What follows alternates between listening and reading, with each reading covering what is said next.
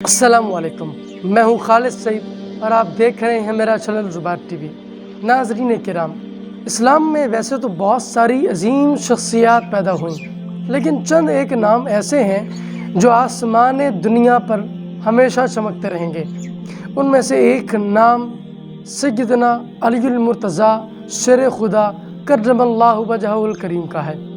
آپ داماد مصطفیٰ بھی ہیں اور شوہر زہرا بھی ہیں، حسنین کریمین کے والد بھی ہیں اور امت کے رہبر بھی ہیں، صحابی رسول بھی ہیں اور فاتح خیبر بھی ہیں، امت کے رہنما بھی ہیں اور خلیفۃ المسلمین بھی ہیں۔ آپ تاجدار حل عطا بھی ہیں اور خیر خواہ امت بھی ہیں۔ آپ علم کا سمندر بھی ہیں اور شہر علم کا دروازہ بھی ہیں۔ اسی وجہ سے آپ کو مظہر العجائب والغرائب کہا جاتا ہے۔ حضرت علی کا نام علی بن ابو طالب اور آپ کی کنیت ابو الحسن اور ابو تراب ہے۔ آپ نبی پاک صلی اللہ علیہ وسلم کے چچا حضرت ابو طالب کے ہاں پیدا ہوئے۔ آپ حضور کے چچا زاد بھائی تھے۔ آپ کی والدہ کا نام فاطمہ بنت اسد بن ہاشم تھا اور آپ پہلی خاتون تھیں جنہوں نے اسلام لانے کے بعد ہجرت کی۔ حضرت علی رضی اللہ تعالیٰ عنہ نبی رحمت صلی اللہ علیہ وسلم کی پرورش میں اس وقت آئے جب مکہ میں قحط پڑ چکا تھا اور قبیلوں کے پاس کچھ بھی کھانے کو نہ تھا۔ چنانچہ رسول اللہ صلی اللہ علیہ وسلم نے حضرت ابو طالب کے عیال کا وزن کم کرنے کے لیے ان سے حضرت علی رضی اللہ تعالیٰ عنہ کو لے لیا۔ چونکہ آپ رسول اللہ صلی اللہ علیہ وسلم کی پرورش میں رہے، یہی وجہ ہے کہ آپ نے 10 سال کی عمر میں اسلام قبول کر لیا تھا۔ آپ عرب کی ان عظیم ترین شخصیات میں شمار ہوتے ہیں جنہوں نے زمانہ جاہلیت میں بھی کبھی کسی بت کو سجدہ نہ کیا۔ اسی وجہ سے آپ کو کرم اللہ وجہہ الکریم کہا جاتا ہے۔ رسالت میں آپ صلی اللہ علیہ وسلم کو جب اللہ تعالیٰ کی طرف سے حکم ہوا تو آپ مکہ شریف سے مدینہ شریف کی طرف ہجرت فرما کر جا رہے تھے۔ اس وقت آپ نے حضرت علی رضی اللہ تعالیٰ عنہ کو ارشاد فرمایا کہ آج رات تم میرے بستر پر سبز رنگ کی چادر اوڑھ کر سو جاؤ اور صبح کو قریش کی امانتیں دے کر مدینہ شریف چلے آنا۔ اس رات حضرت علی رضی اللہ تعالیٰ عنہ بستر رسول صلی اللہ علیہ وسلم پر تشریف فرما تھے اور اگلے دن آپ قریش کی امانتیں دے کر ہی واپس لوٹے۔ اس رات سب سے زیادہ خطرہ آپ کی جان کو تھا، لیکن اپنی جان کی پرواہ کیے بغیر رسول اللہ صلی اللہ علیہ وسلم کے حکم کو ترجیح دی۔ جناب علی رضی اللہ تعالیٰ عنہ کی اگر خصوصیات کی بات کریں تو بے شمار ہیں، لیکن ایک خصوصیت ایسی ہے جو اس پوری دنیا میں صرف آپ ہی کو نصیب ہوئی، اور وہ ہے اخوت مصطفیٰ صلی اللہ علیہ وسلم۔ جب رسول خدا صلی اللہ علیہ وسلم مدینہ شریف کے اندر مواخات مدینہ قائم فرما رہے تھے، اس وقت آپ نے ایک مہاجر کو دوسرے انصار کا بھائی بنا دیا اور اسی کو مواخات مدینہ کہا جاتا ہے۔ لیکن حضرت علی رضی اللہ تعالیٰ عنہ اکیلے تھے۔ جب آپ نے حضور سے پوچھا یا رسول اللہ میں اکیلا ہوں، میرا کوئی بھائی نہیں، تو رسالت میں آپ صلی اللہ علیہ وسلم نے ارشاد فرمایا انت اخی فی الدنیا والآخرہ، اے علی تم تو میرے دنیا و آخرت میں بھائی ہو۔ یعنی دونوں جہانوں میں اخوت مصطفیٰ صلی اللہ علیہ وسلم صرف ایک ہی شخصیت کو میسر آ سکی، اور وہ جناب علی المرتضیٰ شیر-e-خدا ہیں۔ نہ صرف غزوہ بدر، غزوہ احد، غزوہ خندق اور بے شمار اسلامی جنگوں میں شرکت کی، لیکن جو فتح آپ نے خیبر کی ہے وہ ایک استعارہ اور مثال بن کر رہ چکی۔ صحابہ کرام فرماتے ہیں کہ جب خیبر کا قلعہ فتح نہیں ہو رہا تھا تو اس وقت رسول خدا صلی اللہ علیہ وسلم نے اسلام کا جھنڈا حضرت ابوبکر صدیق رضی اللہ تعالیٰ عنہ کو دے کر بھیجا، فتح نہیں ہوئی۔ پھر حضرت عمر رضی اللہ تعالیٰ عنہ کو دے کر بھیجا، پھر بھی فتح نہیں ہوئی، اور بعد میں بہت سارے صحابہ کو دے کر بھیجا، لیکن خیبر کا قلعہ فتح نہیں ہو سکا۔ پھر ایک دن آپ نے ارشاد فرمایا یہ جھنڈا کل میں اسے عطا کروں گا جس کے ہاتھ پر اللہ تعالیٰ نے خیبر کی فتح رکھی ہے، اور اللہ اور اس کا رسول اس سے محبت کرتے ہیں اور وہ اللہ اور اس کے رسول سے محبت کرتا ہے۔ جب اگلا دن آیا تو آپ صلی اللہ علیہ وسلم نے ارشاد فرمایا این علی بن ابی طالب، علی ابن ابی طالب کہاں ہیں؟ تو صحابہ کرام نے کہا کہ ان کو آشوب چشم ہے۔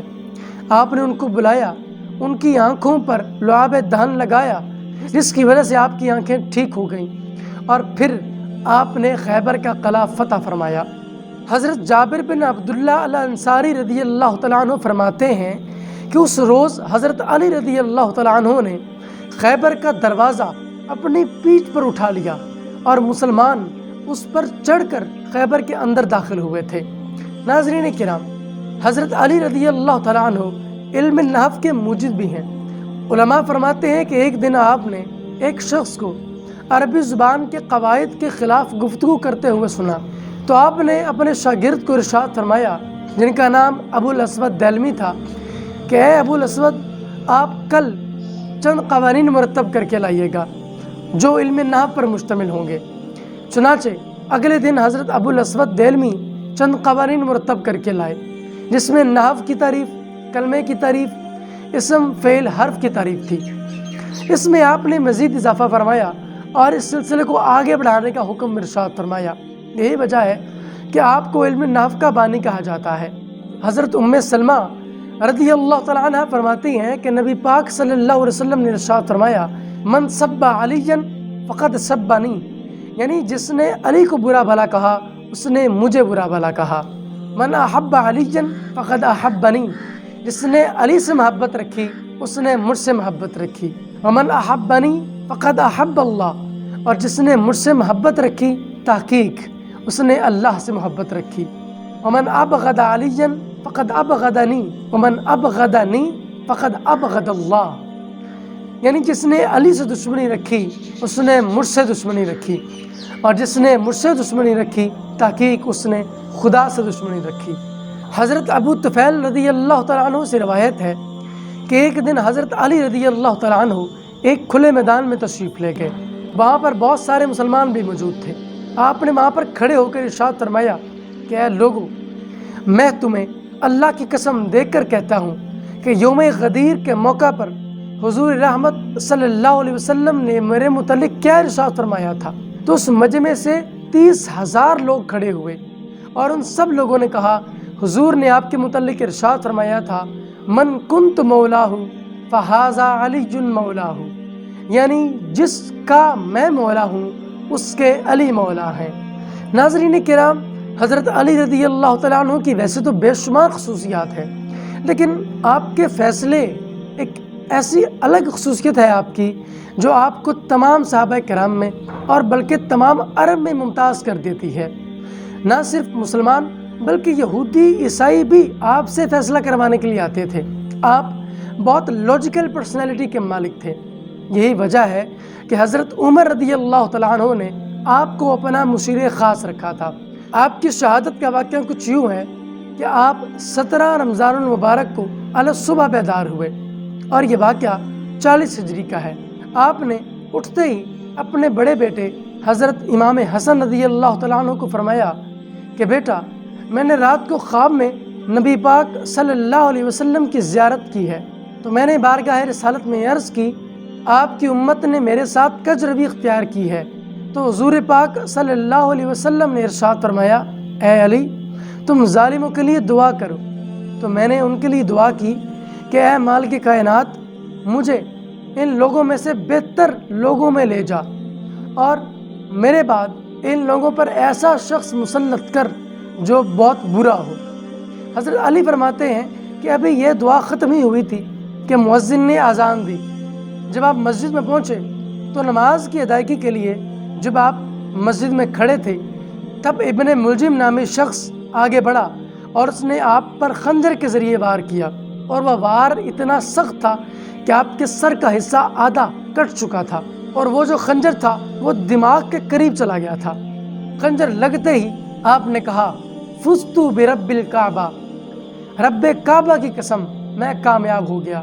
آپ 19 رمضان المبارک کو زخمی ہوئے اور 21 رمضان المبارک 40 ہجری کو آپ نے وصال فرمایا۔ 4 برس 8 ماہ اور 9 دن آپ نے خلافت کے امور کو سر انجام دیا، اور 63 سال کی عمر میں آپ نے وصال فرمایا۔ حضرت امام حسن، سیدنا امام حسین اور حضرت عبداللہ بن جعفر نے آپ کو غسل دیا اور سیدنا امام حسن رضی اللہ تعالیٰ عنہ نے آپ کی نماز جنازہ پڑھائی۔ مجھے امید ہے آپ کو ویڈیو اچھا لگا ہوگا۔ آپ کی اس کے بارے میں کیا رائے ہے مجھے کمنٹ سیکشن میں ضرور بتائیے گا۔ اب میں ملوں گا آپ سے ایک نئی اور انٹرسٹنگ ویڈیو میں، تب تک کے لیے اللہ حافظ۔